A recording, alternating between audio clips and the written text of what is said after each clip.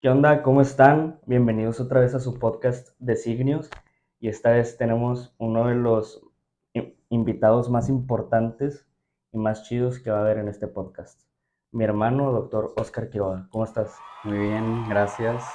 Muchas gracias por el espacio y por la invitación. Es un placer para mí estar aquí y pues compartir un poco de mi conocimiento para la gente, tanto del área médica como no médica, para el público en general. Ujú.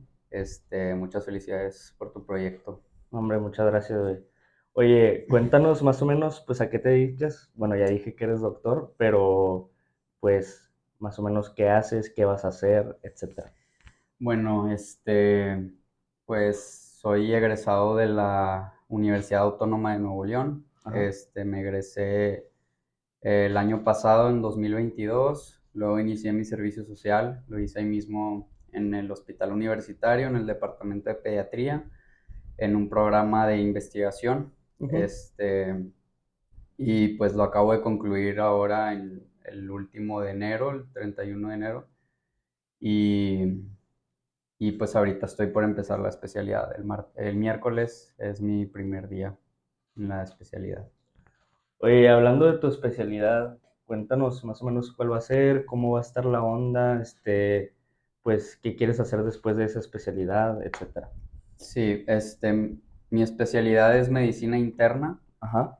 Para los que no sepan, la medicina interna es básicamente, para dar un ejemplo así muy burdo, es como Doctor House, más o menos. Es el ejemplo más sencillo que les puedo dar a la gente. Yo creo que es el doctor que todos queremos ser.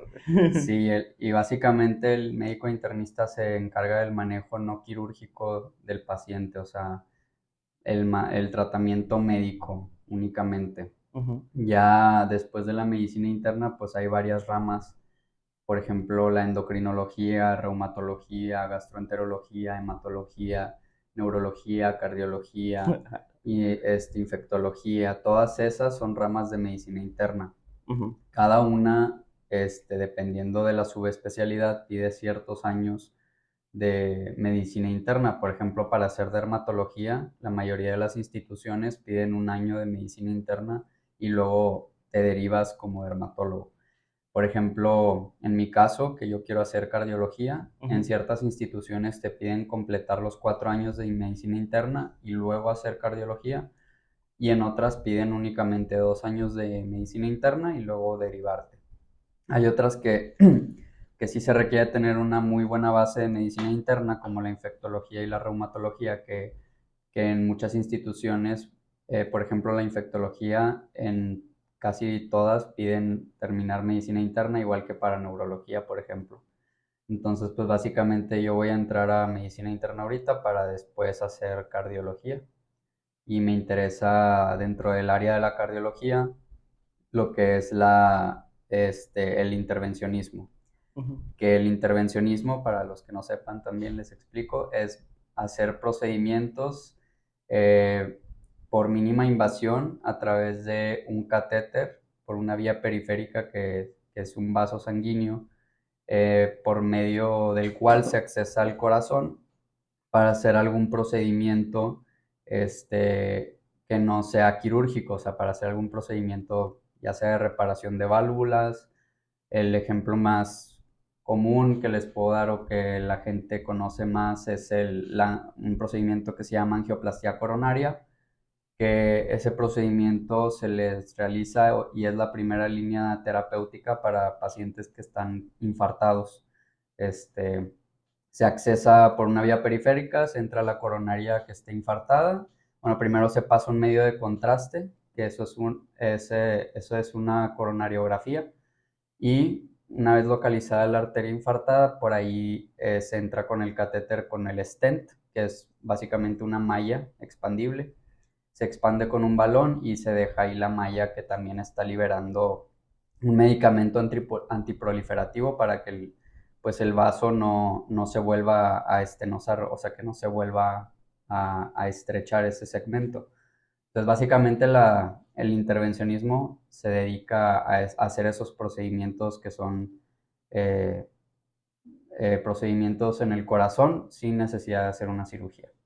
Ok. Oye, y esos procedimientos, o sea, por ejemplo, tú serás intervencionista en cardiología, pero existen en otros tipos, o sea, no es a fuerzas en cardiología. Sí, muy buena pregunta. De hecho, puedes hacer intervencionismo como neurólogo, como cardiólogo o como incluso como por medio de radiología o como radiólogo.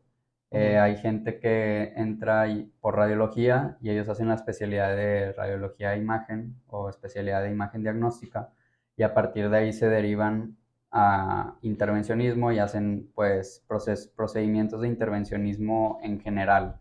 Este, pues básicamente en casi cualquier área vascular del cuerpo y la mayoría también son diagnósticos más que nada, porque los procedimientos intervencionistas pueden ser diagnósticos y terapéuticos, ujú. como por ejemplo la coronariografía que les comentaba, esa es un procedimiento diagnóstico para nosotros localizar el segmento o para poder localizar el segmento infartado. Ujú. Y también, por ejemplo, para los que lo hacen como neurólogos, pues hacen lo mismo, nada más que con arterias localizadas en el cerebro. Un ejemplo que puedo dar es pues cuando ocurre un stroke, que un stroke es cuando se infarta un área del cerebro y pues sucede lo mismo que en el corazón, hay un coágulo ahí obstruyendo el flujo sanguíneo, entonces se hace el mismo procedimiento, nada más que en una arteria localizada en el cerebro. Ok, está muy potente la información que nos estás diciendo, güey. Pero qué chido, o sea, por ejemplo, todo ese tipo de cosas que tú ya conoces, o sea, la verdad es que conoces totalmente un mundo distinto al que cualquier persona promedio conoce, porque pues al fin y al cabo pues es el cuerpo humano y es bastante complejo. Entonces, tú personalmente, ¿qué consideras que es lo que te ayudó a retener toda esa información, güey?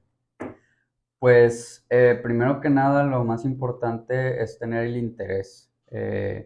La actitud es lo más importante para mí al momento de aprender cualquier cosa, no solamente la medicina, también puede ser física, biología, digo, hay muchas áreas, muchas disciplinas muy complejas, sobre todo las ciencias naturales, Ujú, o las ciencias exactas que son difíciles de comprender o de retener tanta información, pero lo más importante para mí es tener el interés y tener siempre una actitud de querer aprender más.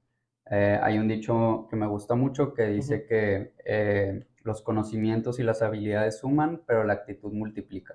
Entonces, si uno siempre tiene una actitud de, de querer estar interesado por lo que uno está leyendo, en verdad tener la conciencia de decir de que, wow, qué increíble que haya tantos procesos interactuando al mismo tiempo para que el cuerpo pueda autosustentarse y sobrevivir. Y a final de cuentas, el mismo cuerpo soluciona muchos de los problemas de salud por los mecanismos fisiológicos autorreguladores que tiene y que están diseñados. Entonces, en general, pues se resume en eso mi respuesta, en tener una actitud siempre de querer aprender más y tener también un método de estudio bien sistematizado, un método de estudio el que te sirva más. No a todo el mundo le sirve el mismo método de estudio, tienes que encontrar tú cuál es tu mejor método de estudio. Y básicamente lo más importante es comprender la información y no memorizársela. Obviamente hay muchos datos que hay que memorizar en todos lados, pero pues eso ya es nada más repitiéndolo. Pero en general pues la información en conjunto, lo básico es entenderlo y no memorizarlo. Ok, oye, y ahora que hablas de los métodos de estudio, ¿cuál consideras que es el que a ti te sirvió, el que dices, no, o sea, siempre que lo aplico, termino sacando 10 en este examen, o Ujú. termino, no se me olvida nada, o si alguien me pregunta algo, luego se lo puedo decir. ¿Cuál, Ok. cuál sería este método?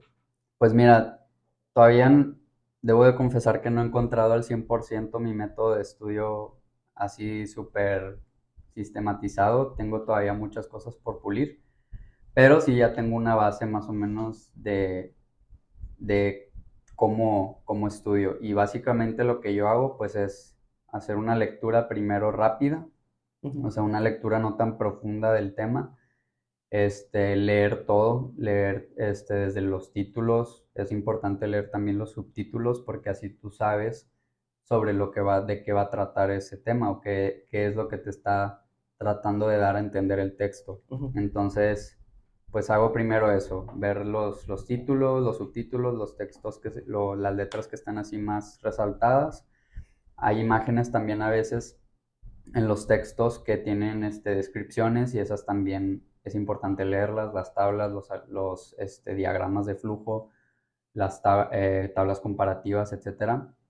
Entonces todo eso lo leo primero así como muy superficial, sin hacer un análisis tan consensuado o tan concientizado. ujú. Entonces ya una vez haciendo esa primera lectura, después ya le doy una segunda lectura más profunda y ahora sí tratando más de entender a fondo lo que me está tratando de dar a entender el autor y subrayo pues puntos importantes, o sea que pueden llegar a preguntar en un examen, Ujú. porque es prácticamente imposible memorizar toda o comprender toda la información contenida en un texto. Entonces, algo bien importante es aprender a distinguir la información más relevante del texto que te va a ayudar a ti a entender digamos, el panorama general de lo que te está tratando de dar a entender el autor. Entonces, pues subrayo esos puntos para después repasarlo y a veces hago apuntes. No, mis apuntes son básicamente nada más de hacer, no sé, tablitas, diagramas de flujo, cosas así que venga esa información como esparcida en el texto para yo poderla tener más, más concentrada, no sé, más, sí, concentrada, Ujú. digamos, y poderla yo repasar y memorizármela más fácil. Y básicamente eso, y otra cosa muy importante también es la repetición, el repaso, eso es lo más importante porque hay algo que se llama curva del olvido, que una vez que tú estudiaste un tema, cuando pasa cierto tiempo, lo olvidas, entonces es importante unos 3, 4 días después de haber estudiado repasar el tema. Y también algo que me ayuda mucho es hacer exámenes, o sea, hacer exámenes sobre el tema para también pues hacer una retroalimentación y ver qué áreas de oportunidad tengo y a dónde tengo que ir a reforzar esos conceptos. Ok. Oye, y en cuanto a entorno, por ejemplo, yo tengo ahí varios conocidos, amigos, que me dicen, no, güey, yo no puedo estudiar si no estoy escuchando música. O de que yo no puedo estudiar si, no sé, por ejemplo, en lo personal, yo no puedo estudiar cuando hace mucho calor o mucho frío. Tengo que estar en un ambiente Ujú. fresco. Sí. O no sé, de que yo no puedo estudiar si hay gente caminando afuera. ¿Cómo es más o menos a ti cómo te gusta estudiar en un ambiente tranquilo, en un ambiente con música, puerta abierta, puerta cerrada, muchas Ok, cosas? pues a mí lo que más me gusta es estar en un área tranquila, estar solo. Yo no se me da estudiar con música. Tengo muchos compañeros de la carrera que sí estudian y se concentran más escuchando música, pero yo no puedo. O sea, yo por más que he intentado, me distraigo mucho con la música, entonces prefiero pues nada más estar en un área tranquila donde no vaya a haber mucha gente entrando y saliendo, que no haya ruido de personas platicando, lo que sea. Y también me gusta estar en un ambiente cómodo, o sea que si está haciendo mucho calor, pues que haya clima, que esté fresco, si está haciendo mucho frío, pues que haya calefacción, tener mi suéter o mi chaqueta Ujú. y tener el área de estudio bien preparada y bien ordenada. O sea, es bien importante eso para poder estar concentrado todo el tiempo de estudio que vas a necesitar. Entonces al inicio, antes de empezar, primero limpio mi área de estudio y dejo únicamente los materiales o el material que voy a utilizar para estudiar nada más. Y de hecho, ahorita me acordé otro punto extra sobre técnicas de estudio. Hay una técnica que se llama el pomodoro, de hecho, aquí la tengo escrita. Ujú. Los pomodoros básicamente es tú fijar un tiempo en específico que vas a dedicar únicamente ese tiempo a una actividad, ya sea estudiar o una tarea, lo que sea, o incluso para trabajar también. Pues pueden ser 25 minutos puede ser media hora, puede ser una hora. Yo normalmente utilizo una hora porque si utilizo 25 minutos, sí pierdo mucho tiempo entre cada pomodoro.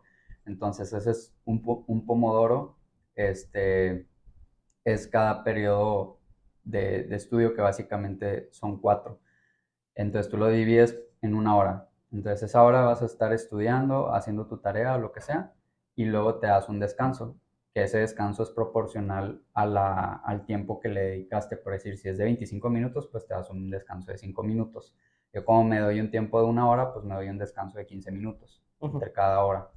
Y luego en el último pomodoro, que es el cuarto, te das un tiempo de descanso un poco más amplio. Por decir, en el de 25 minutos, eh, lo que está recomendado es que te des un descanso de 15 minutos ya en el último o en el cuarto periodo de 25 minutos.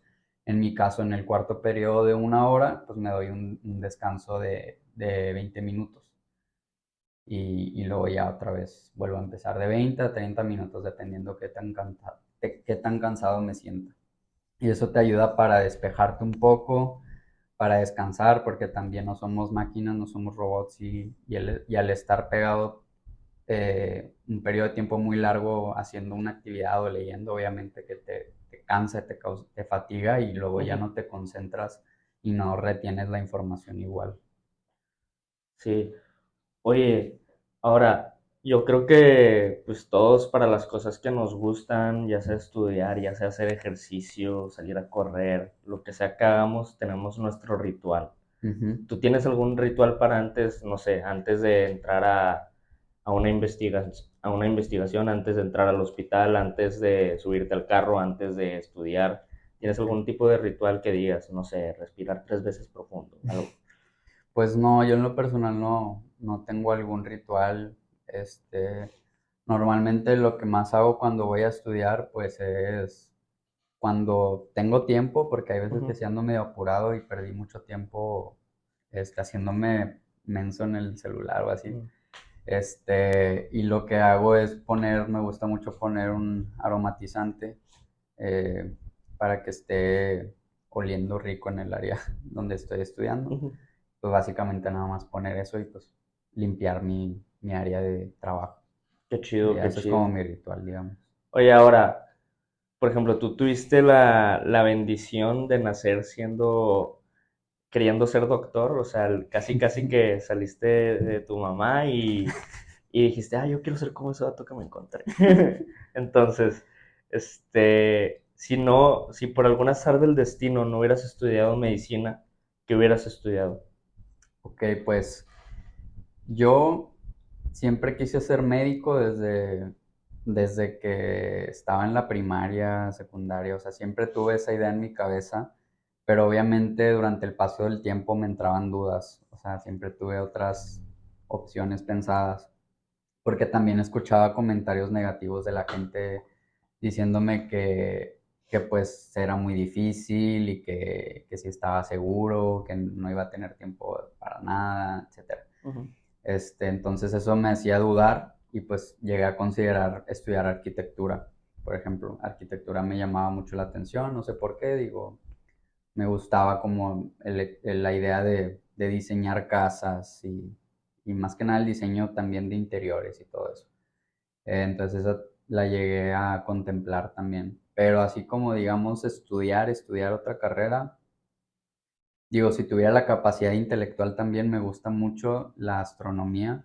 Este, a mí me encanta la astronomía, pero pues como para estudiarla, obviamente que sí se requiere mucha capacidad intelectual para entender todo lo que requiere esa ciencia que es bastante complicada, pero bueno, me interesa a mí mucho conocer más que nada datos así, pues curiosos, más digeribles para alguien que pues no está tan familiarizado con términos más técnicos de esa rama o de esa área.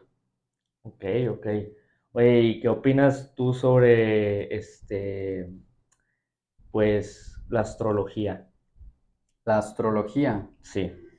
pues yo opino, a lo mejor muchos me van a funar por esto, me van a cancelar, Pero bueno, o sea, yo en lo personal pues no creo en eso, ¿verdad? O sea, cada quien sus Sí, sí, sí. creencias, es completamente válido que si tú crees en eso, tienes fe en eso, adelante, digo. Para mí es muy importante tener como fe en algo o algo en que anclarnos y en que apoyarnos, sobre todo en momentos difíciles de la vida, pero bueno, en general yo no creo en eso para empezar porque no es una ciencia.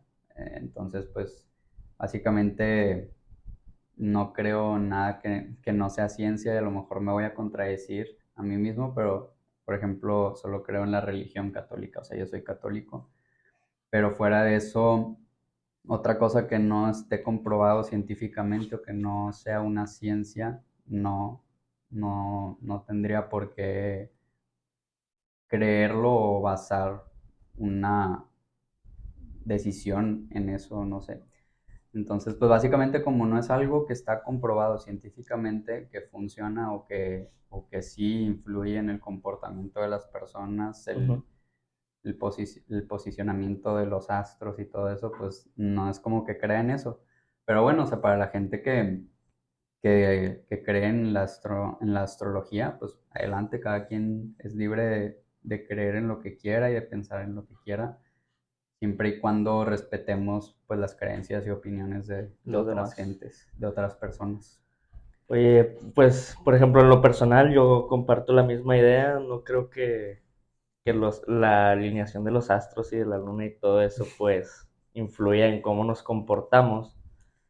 Pero sí se me hace bien interesante que muchas personas, o sea, afirman que, no sé, son 5 personas del mismo signo y los 5 tienen como 40 cosas en común. Entonces hay veces que sí se me hace bien interesante, o sea, porque no haya, o sea, por qué no es posible que alguien estudie bien eso, o sea, porque no hay, cosas ya comprobadas sobre eso si tanto se habla del tema. Es que eso es una pseudociencia, o sea, no se ha hecho eso que dices porque es metodológicamente difícil de hacerlo. O sea, es difícil tú hacer un estudio en donde compares grupos de personas y tengas una forma objetiva de medir tus variables, que es en este caso pues, el comportamiento o no sé, lo que tú quieras estudiar del tema Ujú, y al mismo tiempo correlacionarlo con la posición de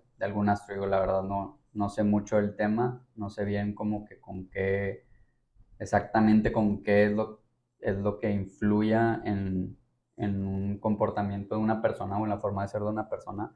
Pero bueno, en este caso, digamos, la posición de algún astro. O sea, eso es metodológicamente difícil de hacer y es algo que a lo mejor también requiere muchos recursos económicos de llevar a cabo y que pues no vale mucho la pena porque no va a resolver un problema real, digamos, o no ujú, va a aportarle algo a la sociedad para, digamos, tener algún avance en algún área ujú. que pues pueda mejorar. Eh, sí, no, en este caso, Sí, pues sí, no, sí. no tendría alguna razón de ser. Entonces yo más que nada por eso creo que no se No ha se ha hecho. investigado. O Sí. a lo mejor y se ha investigado y los resultados han sido contradictorios, no ha habido evidencia tan sólida. No lo sé, la verdad, no me he puesto a investigar bien, a lo mejor estoy equivocado, pero puede ser que sí se hayan hecho, no sé, habría que investigarlo bien. Sí. Pero sí sería interesante Oye, buscar eso. respecto a la investigación, cuéntanos más o menos sobre tus proyectos que has tenido, porque estuviste en área de investigación En neonatología, que ajá, es una subespecialidad de pediatría que ven puros pacientes recién nacidos. ajá. Esa es la neonatología. Bueno, más o menos tú como investigador, digo así porque no sé bien cuál era tu posición, Pues este, investigador. bueno, tú como investigador, más o menos, ¿qué procedimientos o qué tipo de relaciones con los pacientes o con la ciencia, con la información tenías tú y cómo la organizabas para poderla implementar dentro de la investigación que tenías? Ok, pues mire, explicar en general en qué consiste la investigación, al menos en medicina, que es Ujú. el área que yo conozco.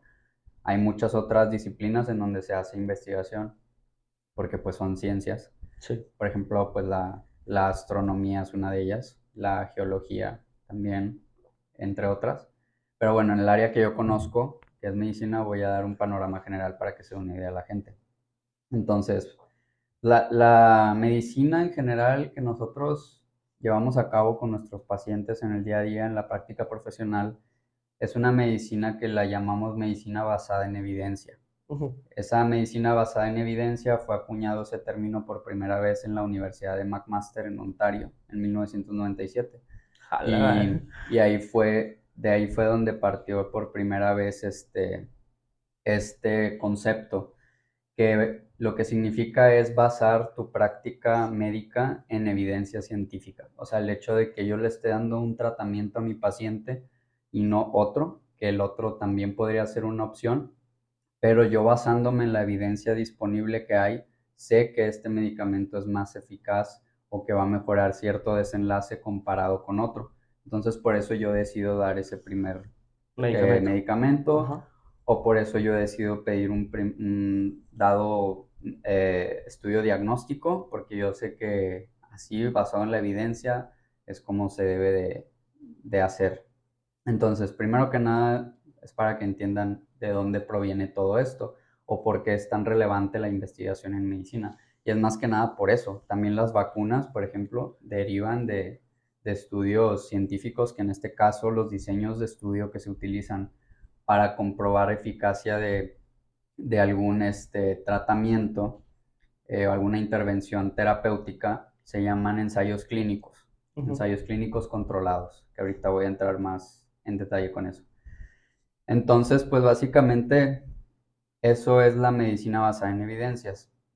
Luego existen muchos diseños de estudio dependiendo de lo que tú quieras comprobar. Como ahorita mencioné, los ensayos clínicos controlados son estudios que te permiten ver si algún tratamiento tiene eh, efectividad contra alguna enfermedad o algún desenlace que quieras estudiar. No sé, Ujú. disminuir mortalidad, disminuir estancia hospitalaria, disminuir recaídas, disminuir complicación de tal tipo, lo que tú quieras estudiar.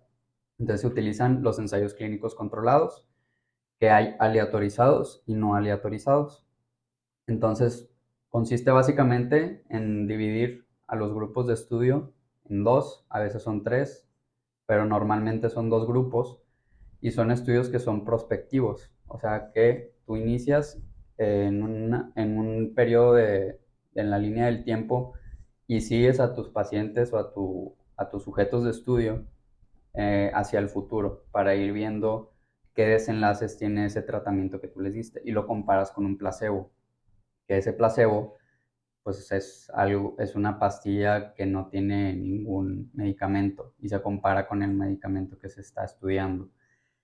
Y de esta forma podemos tener una base científica del medicamento que se esté tratando de implementar.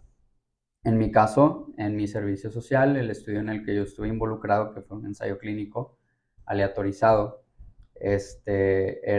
estábamos estudiando la eficacia terapéutica de células madre autólogas, o sea, del mismo paciente, extraídas del cordón umbilical, porque en este caso eran recién nacidos, en una enfermedad que se conoce como encefalopatía hipóxico-isquémica, que es Jala. básicamente cuando el paciente nace y por alguna razón a su cerebro no le llegó sangre correctamente o no le llegó oxígeno correctamente y el cerebro sufre daño, sufre un insulto y eso hace que ciertas neuronas se necrosen y que tenga consecuencias importantes el paciente para el resto de su vida. Por ejemplo, muchos de ellos desarrollan parálisis cerebral. Entonces, pues estábamos estudiando la eficacia terapéutica de las células madre en este caso y era un ensayo clínico aleatorizado. Este, los ensayos clínicos, si son aleatorizados o no aleatorizados, los no aleatorizados se consideran estudios cuasi experimentales, porque la aleatorización, o sea, el tú asignar a pacientes en un grupo o a otro al azar, Eso es la aleatorización, o sea que tú no dices, mira, tú quiero que te vayas a este grupo porque aquí quiero tener pacientes masculinos o quiero tener de tal rango de edad y acá pacientes que son mujeres y en otro rango de edad. Esa aleatorización permite que los grupos queden más heterogéneos, es decir, que quede la distribución lo más heterogénea posible en el rango que tú quieras estudiar. Por ejemplo, si tú estás estudiando alguna intervención en pacientes masculinos, pues voy a hacer dos grupos que sean hombres, obviamente. O mujeres, pues voy a hacer dos grupos que sean mujeres y que sean, no sé, niños, pues bueno, los dos grupos van a haber niños, Ujú. pero que queden distribuidos al azar. Entonces, eso hace que tenga un mayor peso científico los resultados de tu estudio. Si no aleatorizas, es un estudio cuasi experimental y hace que los resultados no tengan tanto peso científico y que no sean que pierdan credibilidad el estudio. Ok. Entonces, bueno, eso es básicamente un diseño de estudio. Ya no me voy a meter tanto en detalle en los otros, pero para explicar en general, existen estudios que son observacionales, estudios que son dentro de los observacionales hay descriptivos y hay analíticos, dependiendo de si el investigador está solamente describiendo un fenómeno o está intentando encontrar alguna correlación de causalidad. Por Ujú. ejemplo, un ejemplo que les puedo dar es el tabaquismo con la correlación con el cáncer de pulmón. Pues ahí quisiéramos utilizar un diseño de estudio analítico, Sí. sería lo más adecuado. Y también existen los diseños de estudio experimentales, como el ensayo clínico que ya les comenté. Y pues dentro de estos pueden ser transversales, prospectivos o retrospectivos, dependiendo si tú vas hacia atrás en la línea del tiempo, si tú le das seguimiento hacia adelante a los pacientes o si tú solamente en un momento dado del tiempo aplicas algún estudio en la población, por ejemplo, una encuesta. Es el ejemplo más sencillo de un estudio transversal. Ok, ok, muy interesante, la verdad. Este, Oye, no solamente en el ámbito de medicina, en cualquier tipo de ciencia que se pueda implementar la investigación, ¿qué tan importante o qué tanta relevancia tiene el placebo?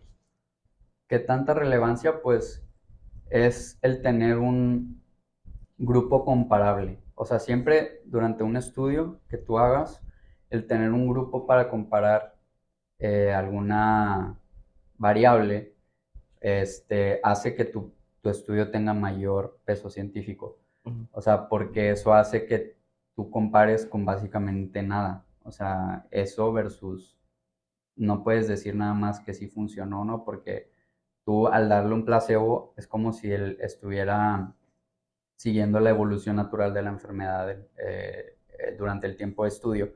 Entonces, al compararlo, el tratamiento, al tener un grupo para compararlo, eso hace que tenga un mayor peso científico el estudio y hace que eso tú lo puedas llevar a la práctica. O sea, porque no toda la evidencia que hay disponible tú la puedes llevar a la práctica. O sea, no porque haya un estudio donde diga que no sé, en este caso, que la terapia con células madre funciona para tratar la diabetes tipo 1, pero en ese estudio a lo mejor y no fue experimental, a lo mejor y no fue aleatorizado, y a Ujú. lo mejor y la muestra de pacientes, que es otra cosa importante, entre mayor sea tu muestra, menor disminuye menor es la probabilidad de que tus resultados se deban al azar, o sea, que tus resultados de que si funcionó o no hayan sido dados por el azar.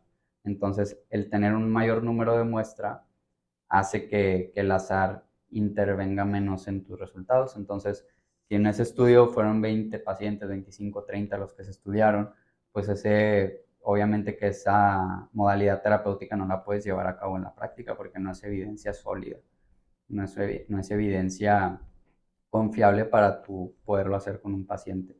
De hecho, existe una pirámide Ujú. que se llama pirámide de evidencia científica, en donde se subclasifican, en donde, bueno, se ponen los estudios, los diseños de estudio que existen, dependiendo del peso científico que tiene cada uno. Por Ok. ejemplo, el que mayor peso científico tiene que está mero arriba, son un tipo de estudio que se llaman revisiones sistemáticas. Bueno, todavía más arriba de las revisiones sistemáticas está otro que se llama metaanálisis.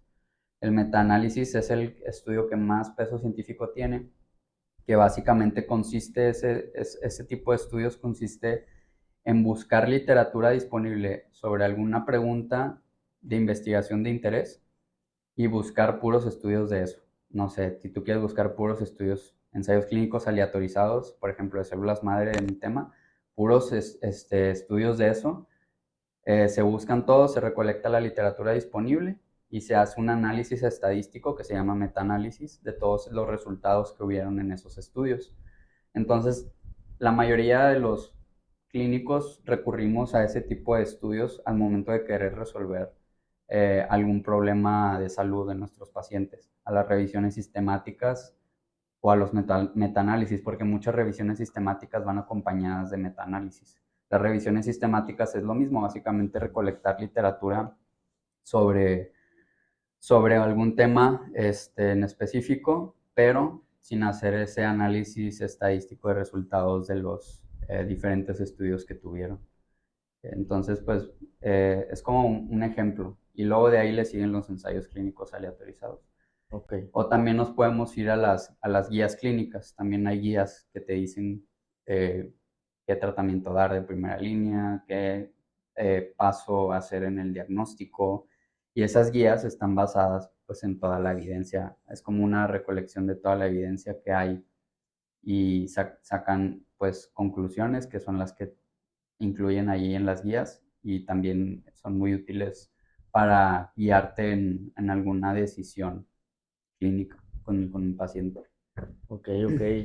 Interesante, la verdad, pues hemos tocado temas bastante eh, especializados, muy Sí, muy profesionales. técnicos, yo sé, perdón, ahí Eso es, sí no, hombre, los no. abrumé. Qué bueno que pues estamos aquí divulgando sobre la medicina y lo que implica, o sea, el hecho de que nos platiques todas las cosas así con términos muy profesionales, pues nos hace entender a todos, yo creo que ustedes también, digo, yo ya lo sé porque pues vivo con él y lo veo del día a día, pero pues nos hace entender que la medicina no es cualquier cosa, es algo bastante complicado y muy bello de estudiar, o sea, tiene un chorro de ramas y de parcialidades y de muchas cosas que hay que aprender de ahí. Y pues eso yo también creo que es lo interesante, pero para salirnos un poquito más del tema profesional, Ujú, o sea, profesional técnicamente hablando, ujú. cuéntanos cómo fue la experiencia, güey, para poder realizar la especialidad ya una vez que te graduaste, una vez que terminaste el servicio, etcétera. Ajá, ok, bueno. Pues en general para la gente que no conozca, para estudiantes de medicina, para el público en general, que no, a lo mejor no conocen tan a fondo el proceso que se necesita para hacer una especialidad médica. Ujú. Pero bueno, básicamente aquí en México, todo profesional de la salud, o más bien todo médico que quiera hacer una especialidad, tiene que pasar por un examen que se llama ENARM, que por sus siglas significa Examen Nacional de Residencias Médicas, que es un examen que se aplica a nivel nacional. O sea, aplican médicos de todo el país que aspiran a hacer una especialidad. Entonces, lo primero es aprobar ese examen, que no hay como tal una calificación aprobatoria, sino se basa en los resultados de ese periodo de NARM y se agarra de la calificación más alta hasta la más baja, por Espérame, decir. espérame.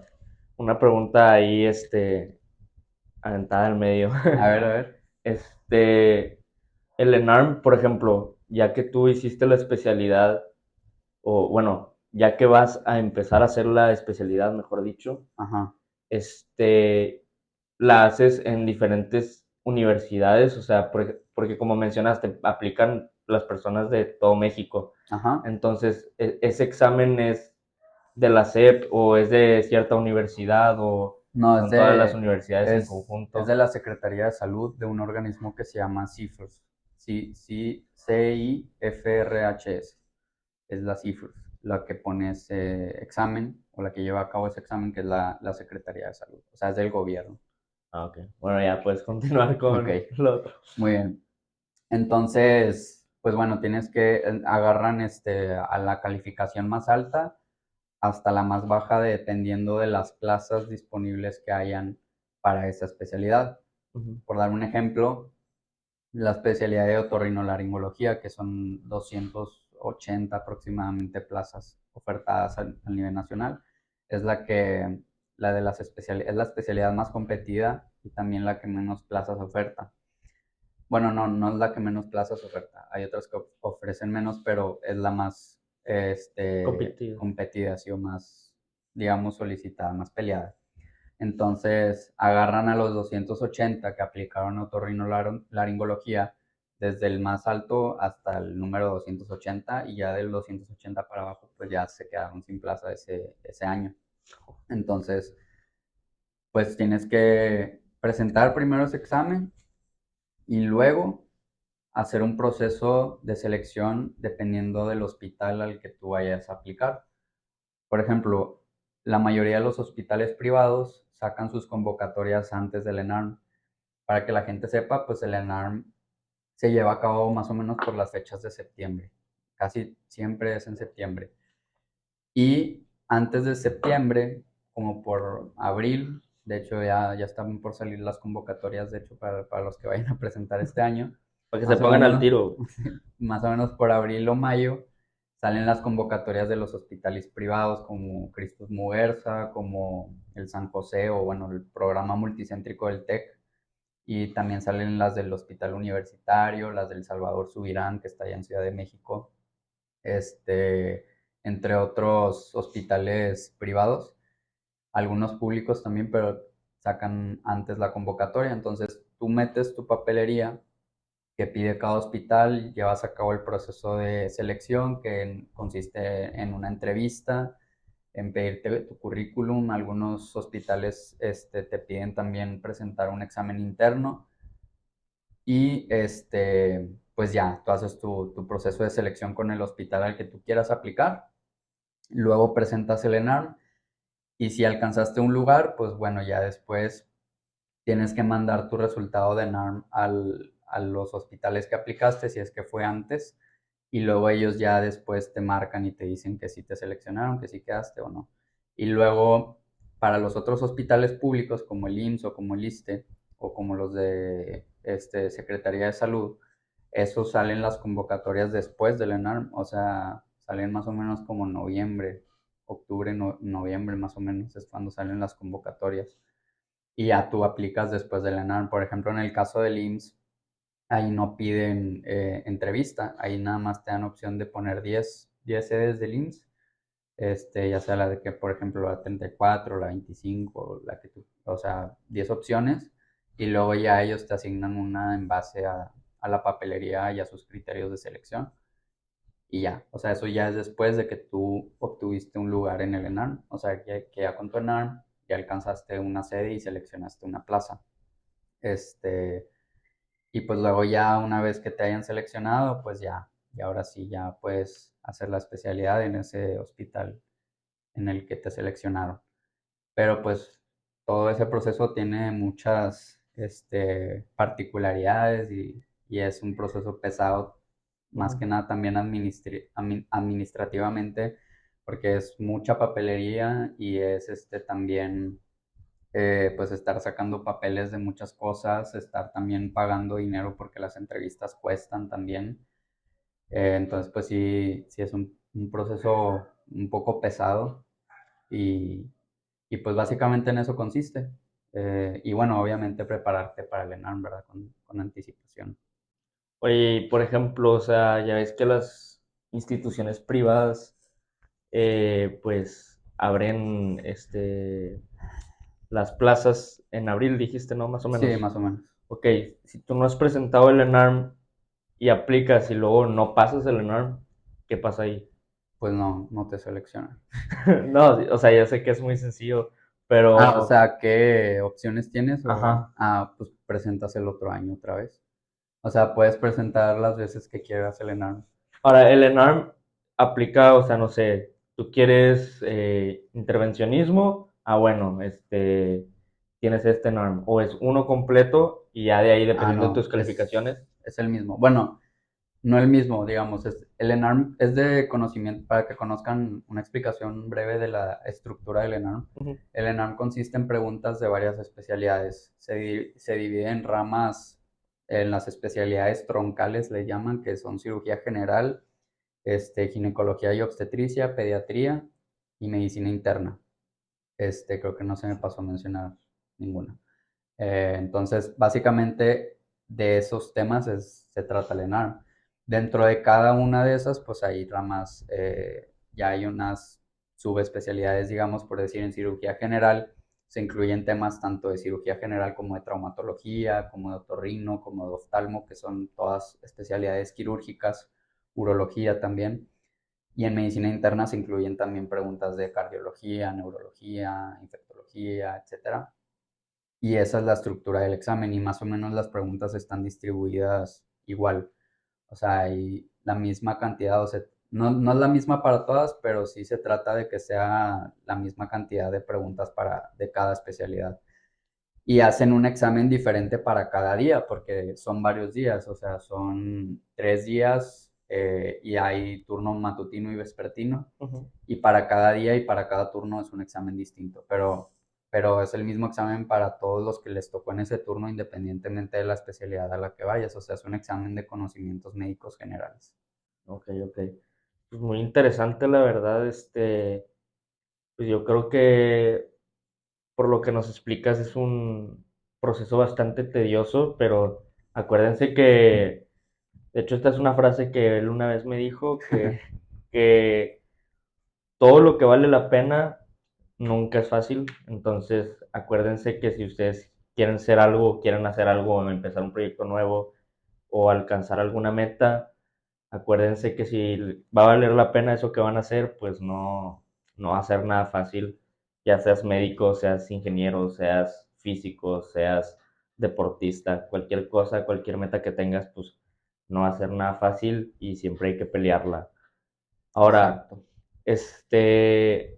¿puedes mencionarme 5 cosas de la medicina o de la carrera de medicina que más te impactaron? 5 que más me impactaron a qué nivel. A nivel de O que antes de que sea, entraras no pensabas que fuera así o ok, que ok. te fuera a caer así. Muy bien, buena pregunta. Bueno, una que yo creo que es la más importante que tienen que tener en cuenta, y bueno, a mí también me la dijeron, pero yo lo veía muy lejano y no le di mucha importancia. Pero para los que quieran o tengan pensado estudiar la carrera de medicina, pues es la solvencia económica. O sea, la carrera de medicina es una carrera larga y pues tarda tiempo en que empieces a ganar buen dinero.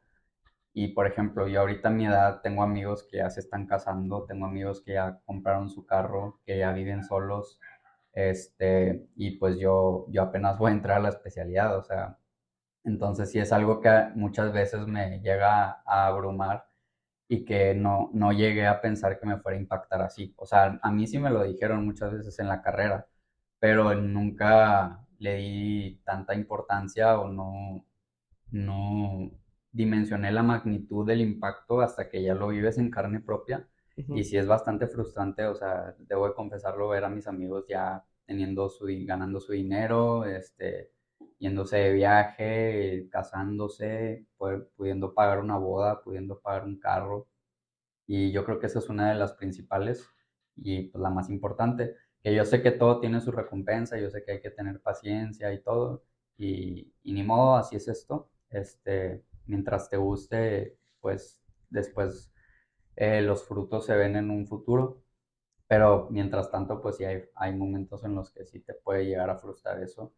Entonces, pues yo creo que esa es una. Ujú, Otra, pues es que tampoco pensé que fuera por decir, la investigación, que ujú. pues mucha gente creo que no, tampoco está familiarizada con eso, sobre todo los que no están tan metidos o inmersos en temas de la medicina o así. Pues era algo que yo no pensaba que tuviera lugar en la medicina o así, o sea, no pensaba que sí tuviera mucho impacto, pero en realidad la investigación en medicina es algo que es fundamental. No digo que todo médico deba dedicarse a hacer investigación, pero sí de perdido tienes que tener las bases para poder hacer una lectura crítica de un artículo y poder saber qué información tomar en cuenta y qué información ignorar.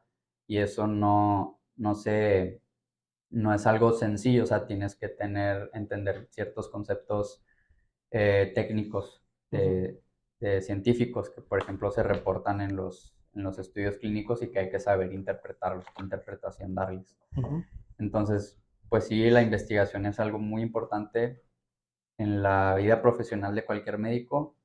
Repito, no estoy dando a entender que todos tengan que hacer investigación, pero sí he perdido saber conceptos de investigación y saber interpretar un artículo científico. ujú. Entonces eso fue algo también que no me esperaba, digamos, que en la medicina pues la investigación tuviera Tanta relevancia. tanta relevancia. De hecho, en las entrevistas o en los currículums que te piden para muchos hospitales, cuando tú aplicas, cuando vas a hacer la especialidad, muchos le dan mucho importancia a la investigación, o sea, artículos que tú tengas publicados. Ujú. Entonces, eso, hay algunos hospitales que también basan sus criterios de selección en eso.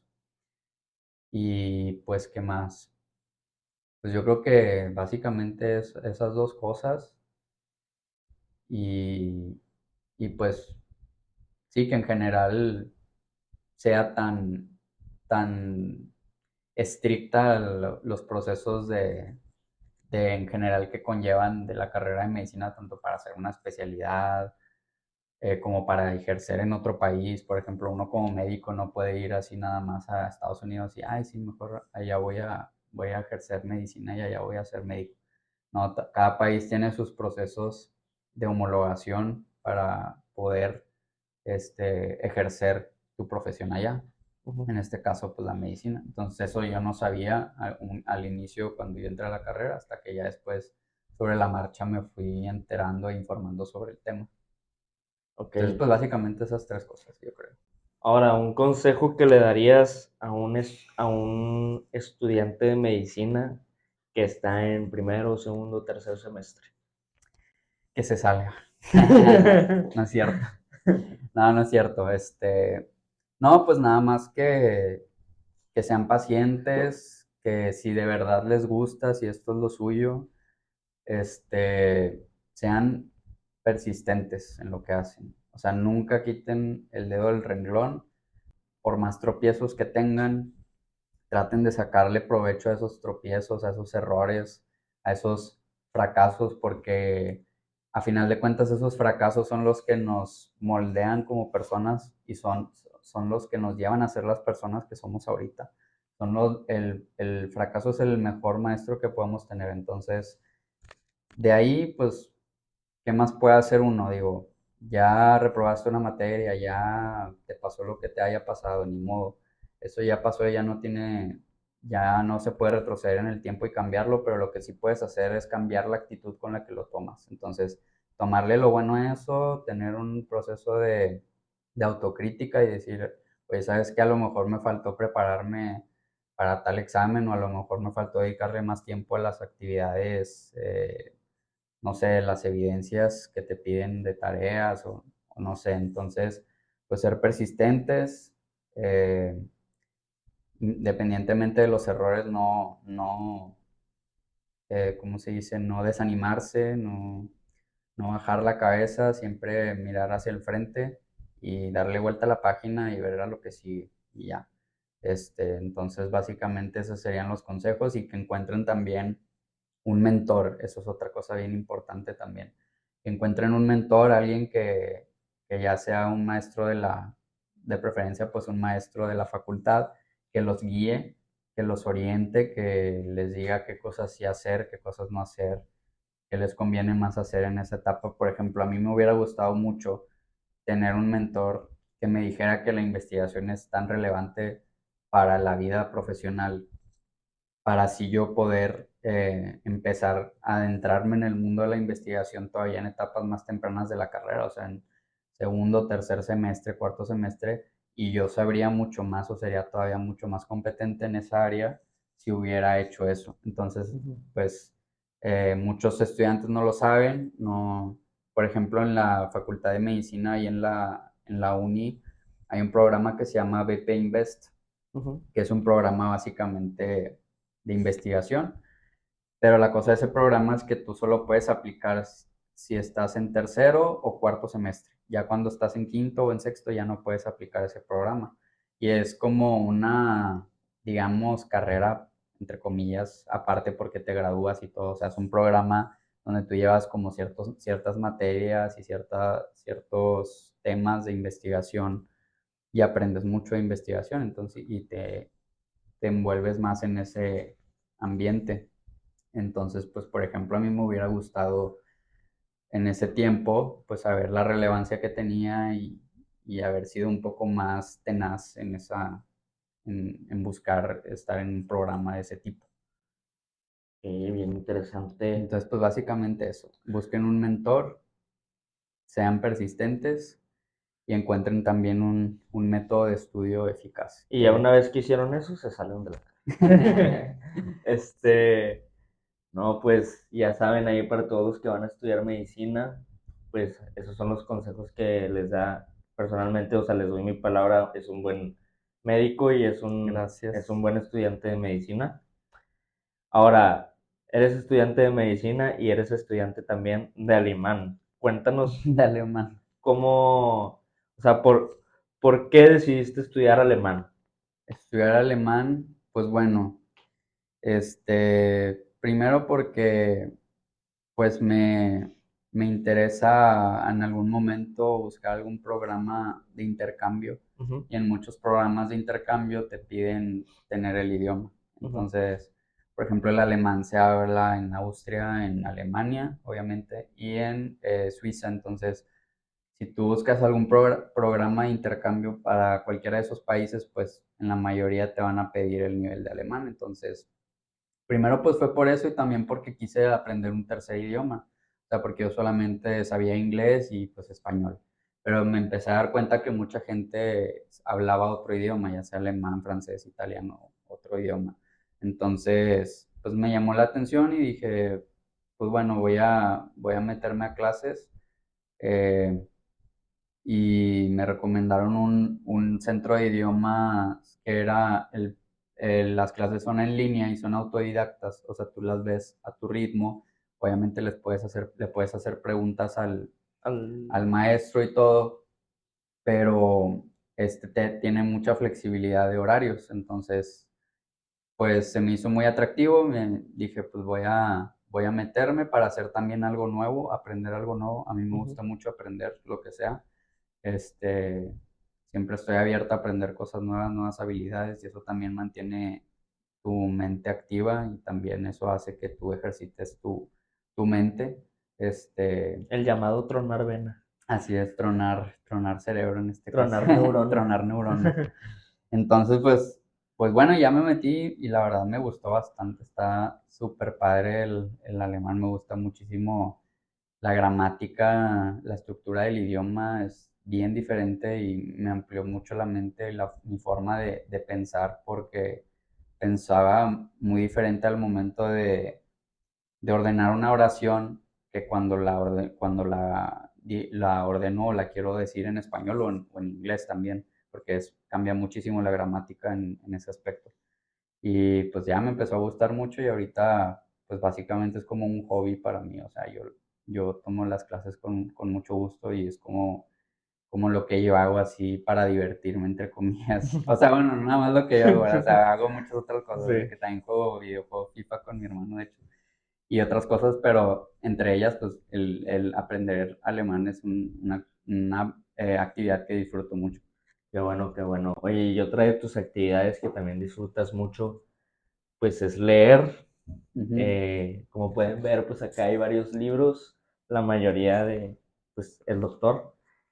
Eh, ¿Consideras, porque por ejemplo en lo personal, digo, yo también estoy leyendo un libro, de hecho es el libro que me incitó a iniciar este proyecto?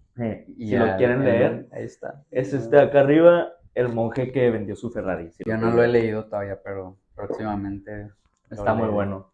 Pero básicamente yo lo leo obligándome, o sea, no es como que, digo, sí me gusta, está muy bueno, la verdad, pero yo no soy alguien que diga, ah, no, si tengo un chorro de ganas de leer un nuevo libro. O sea, yo lo hago más porque pues, me va a servir leer. Todo el mundo sabe que pues información es información buena. Ujú. Entonces, ¿a ti qué te gusta leer? ¿De la nada te empezó a leer o le hiciste igual que yo que te empezaste a obligar a leer y luego ya le agarraste el gusto? ¿O fue la misma medicina que como incluye mucho leer libros y así, Ujú.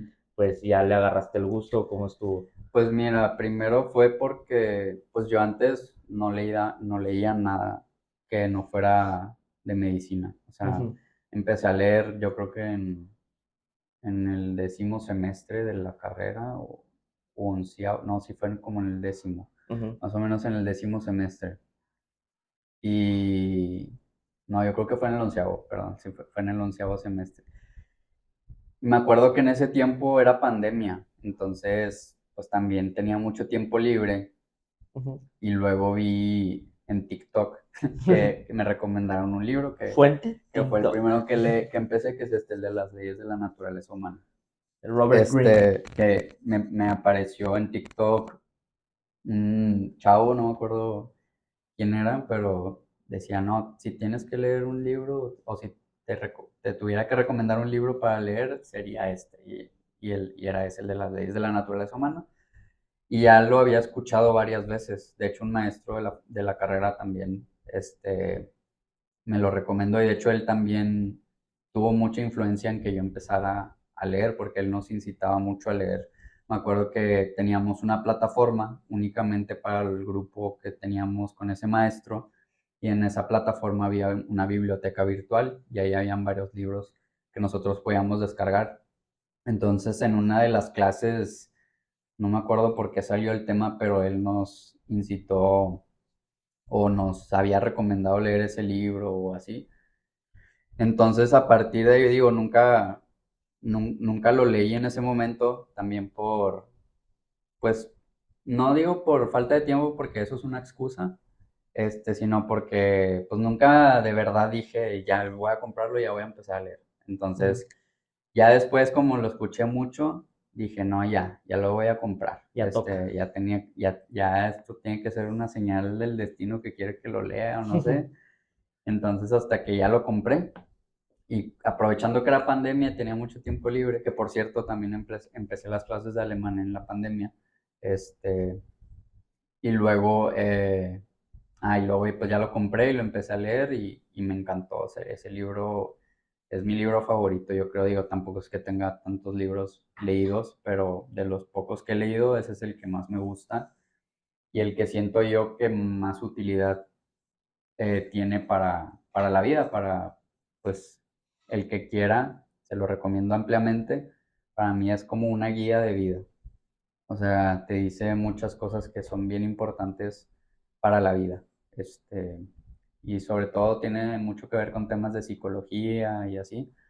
Eh, entonces, pues básicamente a partir de ahí empecé a leer y luego cuando leí ese libro, pues como me gustó mucho, empecé a buscar otros libros más o menos del Parecidos. mismo tema, ajá, de la misma, digamos, Estructura. área, no sé cómo llamarle, que son de autoayuda. Ujú. Y pues pueden ver ahí después de hecho del mismo autor, de las 48 leyes del poder, que también ya me lo habían recomendado mucho. Y ya pues empecé a comprar puros de ese tipo. Ya me empezó a gustar leer sobre todo temas de ese tipo, porque, por ejemplo, novelas o libros de películas que hay ahorita como de Harry Potter o de Narnia o así, de esos no leo mucho, no he intentado leer alguno. Ujú. En algún futuro yo creo que sí me tomaré el tiempo de leer alguno para leer algo diferente, pero por ahora me gustan más que nada de estos porque pues, son libros que te van a ayudar en tu vida diaria, o sea, que te van a aportar algo a tu vida y un conocimiento diferente para cambiar algo que a lo mejor tú no sabías que estaba mal o que si lo cambiabas te podía dar un resultado diferente. Entonces, pues por eso me gustan más que nada ese tipo de libros. Ok, ok, muy bien. Yo igual, Yo creo que el mío, el de acá arriba, el más chiquitillo, es igual, o sea, es como una, igual yo lo considero como una guía de vida, pero es más, más light, no es como que muy específica ni nada, es la historia de un abogado que vendió su Ferrari y se volvió monje. Como dice el Literal, nombre. literal. Pero sí, yo también se lo recomiendo, está muy bueno. También les recomiendo uno que leí ya hace ya rato que se llama Cómo hacer amigos e influir entre las personas. Ese no sé dónde quedó, la verdad lo perdí, no sé dónde está. A estar por algún cajón por Si lo ahí. encuentro, se los enseño. De hecho, creo que es bestseller. Hay un chingo, Entonces, hay un chingo que son bestseller, no sé en qué se basan para poner eso, pero casi cualquier libro que me tocó dice bestseller, no sé por pero qué. sí, también se lo recomiendo, está muy bueno. Entonces, Oscar, ya para... Bueno, breve paréntesis. Ajá. Para también los que, bueno, en general para todos, pero también para los que van a entrar a la carrera, les recomiendo también otro que se llama Eat That Frog, de que así literal, cómete esa rana. Ese está muy bueno porque básicamente son 21 tips para ser más productivo. Entonces, esos tips los puedes aplicar también para tus tareas en la carrera y para tu estudio en la carrera. Y también para el público en general, digo, también se aplica para el trabajo o también para otras carreras, digo, las tareas o proyectos que te encarguen, te ayuda a ser más productivo en ese sentido y a priorizar más tus tareas. Como la regla de los 21 días, ¿si has escuchado de esa? ¿De lo del hábito? Sí. ¿O de qué? Ah, sí. O sea, este es un consejo también que les doy yo como persona. Digo, no es como que lo haya aplicado muchas veces, pero sí ha servido y tiene mucho sentido. O sea, sí he agregado varios hábitos a mi vida con esa técnica. La aprendí hace poquito, yo creo que en diciembre. Que se de cuenta que si tú quieres formar un hábito o hacer un hábito,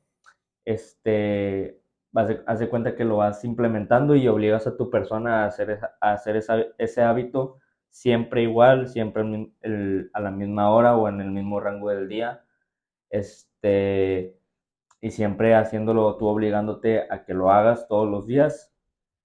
Y en el día 21 se supone que ya se va a hacer parte de tu día a día. Ya pasando los 21 días todo lo difícil va a acabar. No sé si quieres tomar agua a las 7 de la mañana todos los días, vas a estar 21 días de que otra vez tengo que tomar agua. Pero ya en el día 22 vas a decir, oh, quiero agua, ¿sabes? Entonces esa es esa regla. Pero bueno, También agregando algo a eso, otro tip es que cuando quieran formar un nuevo hábito, no lo dejen de hacer un día. O mínimo, creo que hay una regla, la leí por ahí, no me acuerdo en dónde, pero que no dejen pasar más de 2 días entre o sea, cualquier actividad que estén haciendo. Puede que un día, no sé, no se sientan con energía o por alguna u otra razón no hacen eh, esa actividad que quieren hacerla hábito y está bien y es válido, pero la recomendación es que no lo dejen de hacer ni un solo día y hagan ya sea lo mínimo, pero que lo hagan. O sea, por decir, si tú quieres formarte el hábito de leer, no sé, y un día o no tienes tiempo, te sientes muy cansado o desmotivado, o triste, lo que sea, lee 10 minutos, lee 2 páginas, lo que sea, 3 páginas, pero ya leíste, ya lo hiciste, ya no le perdiste esa continuidad al hábito. Entonces, no tiene que ser todo lineal, o sea, hay días en los que vas a estar muy bien, vas a tener un progreso muy elevado. muy grande, muy elevado, un rendimiento muy bueno y vas a ser muy productivo y van a haber otros días que no, que va a ser menos que días anteriores y es válido, o sea, no somos robots como ya lo dije antes y se vale completamente. Así es. Pues ya para cerrar, tres tips o bueno, no tips, sino tres cosas como una conclusión de lo que hablamos aquí, que le dirías a la gente. No hago que vaya a estudiar medicina, o sea, así a la gente, tres cosas que debió aprender en este podcast. Ok, bueno, yo creo que el primero sería aprender siempre, de lo que sea. O sea, aprender independientemente de lo que te dediques. Siempre es bueno aprender algo nuevo, porque nunca sabes cuándo vas a necesitar de ese aprendizaje. Un buen maestro alguna vez me dijo que cuando nosotros dependemos de alguien más para hacer una actividad, nos convertimos en inútiles. Entonces, siempre es importante aprenderlo a hacer por ti mismo. O sea, para no depender de alguien más y depender también de que lo haga bien y que lo haga a tiempo que tú necesitas. Entonces, no hay nada mejor que lo puedas hacer tú mismo. Entonces, siempre aprender a hacer cualquier cosa. No sé, si no le sabes a Excel, pues métete a un curso de Excel o si no sabes de... Obviamente no es tan importante saber, no se puede saber de todo y no todo te va a servir a lo que tú apliques, Ujú. pero siempre es bueno saber un poco de todo, ¿no? Sí, Entonces, pues aprender, básicamente y tener esa actitud de siempre querer aprender más. Otra yo diría que sería pues ser persistente en lo que hagan, en lo que sea, en su negocio, en el gimnasio, si quieren, en su podcast. en su podcast, en cualquier proyecto nuevo que tengan, persistir y no quitar el dedo del renglón, así les vaya bien o así les vaya mal, en la vida siempre es algo inherente de la vida que tengamos experiencias negativas, o sea, siempre vamos a tener experiencias negativas, o sea, en un futuro va a haber alguna experiencia negativa, eso es un hecho, porque no todo nos va a salir bien en la vida y hay muchas cosas que no están dentro de nuestro control, pero como ya les decía yo antes, lo que sí está en nuestro control es la actitud con la que nos tomamos esas experiencias y lo bueno o el provecho que le podemos sacar a eso y qué experiencia nos deja. Entonces verlo así, verlo como una experiencia más, como algo más que va a forjarnos como personas.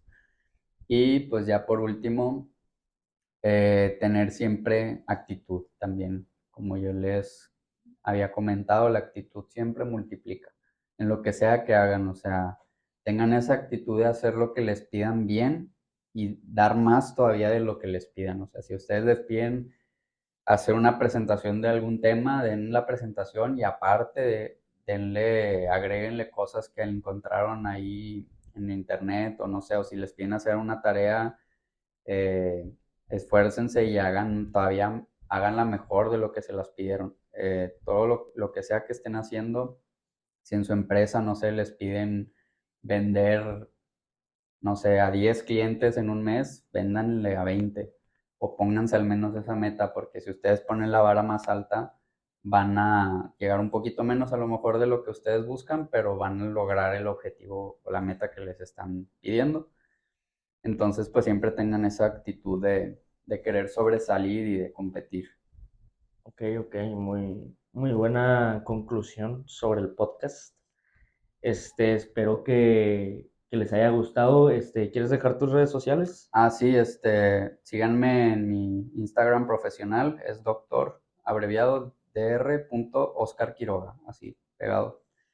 Ahí comparto contenido médico tanto para la comunidad médica y científica como para el público en general, de educación en la salud, para que también conozcan pues cosas importantes que, que son para cuidar más que nada nuestra salud, que es lo más valioso que tenemos, y pues que a lo mejor mucha gente no sabe y pues por ese medio trato de difundir la información y hacerla llegar al público en general. Entonces, para que me sigan y pues muchas gracias por vernos, muchas gracias por la invitación, Adrián, No, por hombre, no. darme este espacio. Eh, Literalmente es nuestro el espacio. ya sé, No te pero preocupes. bueno, Bueno, este, pues espero que les haya gustado el tercer episodio de Designios. Ya saben, este es su podcast y tendrán uno nuevo. Adiós.